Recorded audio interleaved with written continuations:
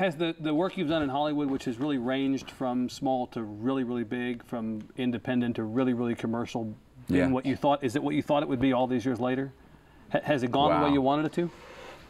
I can't say I really had an idea, a picture of exactly where it would go. I did see myself, I said, you know what, as you get, I wanted to succeed. I wanted to succeed personally and business-wise. I wanted to make a living doing it. I wanted to make a good living doing it. And I wanted to get better at it. And let's make sure that, that we're finding something personal along the way. Trying to integrate the two was a goal early. Didn't know how I'd do it, but that I would say I still work on to this day. I think I have cut my handicap a little bit.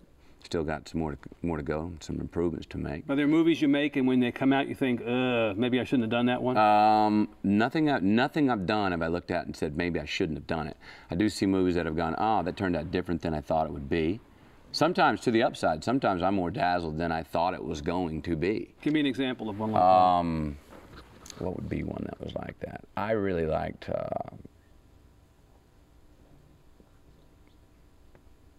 I liked Ed TV a lot. Not the public didn't seem to. This is the Ron Howard film. It was not an enormous hit either out there or right in this room right now apparently. I liked it. Yeah, about 4 people saw that. Closed out at 23 mil in the box office and on to the next one. But that I knew there was going to be about 5 different movies they could have cut out of that. Sometimes they turn out to be things different, but you learn to love them like a child, I suppose, in a different way. Surfer Dude turned out to be different than I thought it was going to be. And that's the one I had my hands on more than anything else. You controlled it. Well, I produced it and my hands were in the clay from the very beginning, so I knew everything that was happening. But they take a life of their own. Anything you turned down over the years that you looked at after it was out with somebody else did it and thought, oh man, I should have done that one?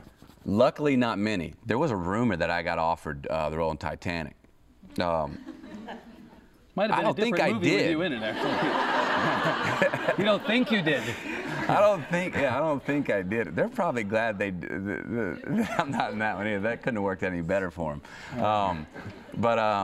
I had read The Matrix was in my hands early, I think before anyone else was on it. Yeah. It didn't make much sense to me when I read it. Like I said, Titanic, I don't think, I thought I had the role in Titanic and would have taken it. Yeah. But I don't believe I ever got it offered. Jim Cameron, I believe, mentioned that it was offered, but I didn't know it was offered. Not that you're aware of.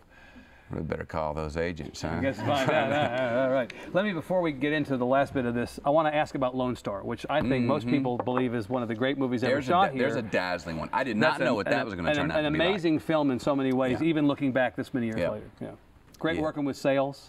Yeah, it was, you know, I remember going to him and early on, I was like, this night before shooting, I was like, look, can we get together here? I'd like to go over some lines, show you what I'm bringing to the table here. And he was like, yeah. And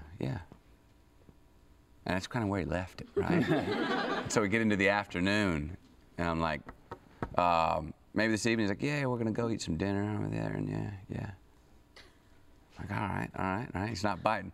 So then, I don't go to work till like noon the next day, and I mean later on that night, I was like, well, what about can I swing by tomorrow morning? You know, pitch what I got going. He's like, tomorrow morning, yeah, well, yeah, maybe, man.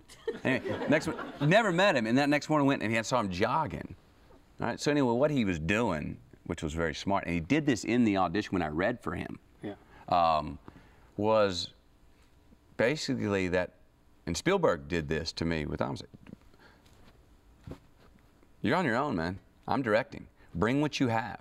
Bring it tomorrow. Don't bring it in advance. Bring it when you're shooting. I don't want to talk about it. Right. That's why I cast you. That's why I hired you. You got it. And that does a great thing for an actor. If you have an idea what you want to do, you lock into it. And so what we saw in that movie was stuff that you had brought that day, not stuff that was in the script. No, that was in the script. I'm just talking about the character that I brought. That was in the script. That was scripted and written by Sales. But I didn't know, one of the things he also did is he'd see 5 cuts into the future. So he could cut in the middle of the scene, and you go, well, wait, why'd you cut there? And he goes, no, that's going to be the edit point. Most directors don't do that. You shoot the thing full. He's a pretty amazing guy. Yeah. You started with saying, I want to tell the story later of how he burst the tabloids' bubbles. Let's end, let's end there, because you have been a staple, baby notwithstanding, in the tabloids, whether they're obsessed with who your friends are, or whether you're wearing a shirt or whatever else. Shirt, whatever that is. I mean, you know, not by choice, but by by practicality. I mean, I live a life where they want to come take pictures and see what I'm doing. I'm going to get them tired out here pretty soon with the old shirt off thing, because if it's summertime, I'm on the beach, it's still going to be off. And they're going to go, again? And if they finally do that, they're going to go, okay, I've had enough. They were hassling you, though, before the baby was born, right? Well, okay, so here we go. This is pretty cool. Yeah. I'm going to have a baby with Camilla. We're going to have a child. That draws a large six-figure number. Is it six? Seven-figure number for the first pictures of my child. Yeah. Okay. Right. So we've got 14. Yeah, let's just keep living, right? Well, this is how we put the "just keep living" spin on them, and this is really cool.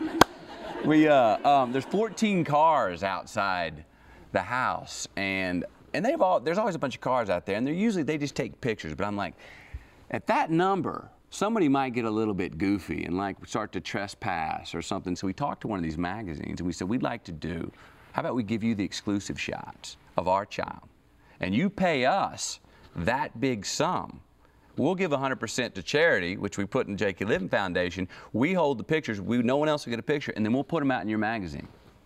Just the magazines that I can't stand to read, that I think are some of the trash magazines. But we go, okay. Them, right? Yeah. A lot of people like them. Right. A lot of people like them. Yeah. So we did that. We set up the photo shoot. We controlled the shots, the pictures. We did it in our house. Got some great shots. And then we stayed in for a week with blinders in the windows and a security guard out front. And then that Wednesday, when that magazine came out and those photos came out, all the cars are gone, and all the guys, and I run into them and they're like, man, you got us on that one. I was like, yeah. So we got the money, went in our foundation's pocket instead of into their pocket, and it was a great way to use the system. It's a good deal. Also, cool. It's a lesson to other people in a similar situation. You can beat them at their game. Yeah, use them in the game. That's it. All right, we're out of time. Great to talk to you. Can talk for a lot longer. Good luck with the movie, the baby, the merch. Yes. And go UT. Hook them and just keep living. All right, man. Take care. Thank you, Matthew. Yeah, man. A lot of fun, man. Yeah. Okay, good.